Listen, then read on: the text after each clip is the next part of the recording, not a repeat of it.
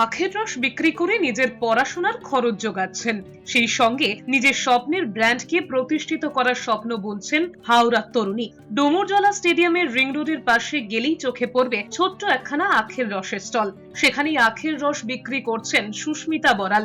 সুস্মিতার কথায় মুখ্যমন্ত্রীর বার্তাই তাকে এই কাজের ভরসা জুগিয়েছে। প্রায় 1 বছর আগে নিজের পড়াশোনার খরচ জোগাতে নতুন কাজ শুরু করার কথা ভাবেন সুস্মিতা। পাশে দাঁড়ায় পরিবার ও বন্ধুরা। এরপরই ডোমরজলা রিং রোডের পাশে আখের রস বিক্রির একটি স্টল খোলেন তিনি। নাম রাখেন জিপশিপ। স্টলে আধুনিক মেশিনে আখের রস তৈরি করছেন তিনি। পাশাপাশি মিলছে আমপানা। আখের রসের সঙ্গে আম কিংবা আনারসের পাল্প মিশিয়ে নতুন ফিউশন তৈরি করছেন সুস্মিতা।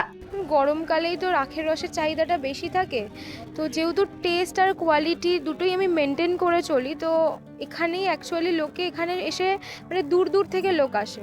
আর যেহেতু এটা একদম ফুড গ্রেড মেটেরিয়াল দিয়ে তৈরি, SS304, তো এখানে কোনো যে গ্রিস মোবিল এগুলো কোনো ইউজ হয় না আমাদের।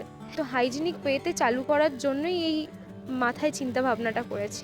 মাথায় এলো যে এরকম মেশিনের মাধ্যমে যদি আখের রস দেওয়া যায় তাহলে কি মানুষ একদম পিওর আখের রস পাবে। আর আমরা অ্যাকচুয়ালি আখের রসের টেস্ট কীরকম হয় সেটাই ভুলে গেছি। চাকরির জন্য চেষ্টা করেছিলাম, চাকরির থেকে আমি প্রথম থেকেই বরাবর চাইতাম যে ব্যবসা করব, সেটা ফ্র্যাঞ্চাইজির ব্যবসা। কখনো ভাবিনি যে নিজে কোনো ব্যবসা স্টার্ট করব। তো ফ্র্যাঞ্চাইজির ব্যবসা স্টার্ট করতে গিয়ে দেখলাম যে অনেক টাকা পয়সার দরকার, যেটা মধ্যবিত্ত বাড়িতে সম্ভব হচ্ছে না।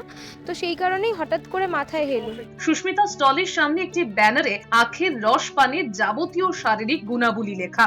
পরিচ্ছন্নতা বজায় রাখতে হ্যান্ড গ্লাভস ও মাস্ক ব্যবহার করছেন তিনি। নজরে পড়ছে ভিড়ও, কিন্তু শুরুর দিকে সুস্মিতার আখের স্টলে সেভাবে ভিড় জমতো না। একটি মেয়ে এই কাজ করছে দেখে অনেকে নাকি হাসি ঠাট্টাও করেছিলেন, কিন্তু গরম বাড়তে ভিড় বাড়ছে।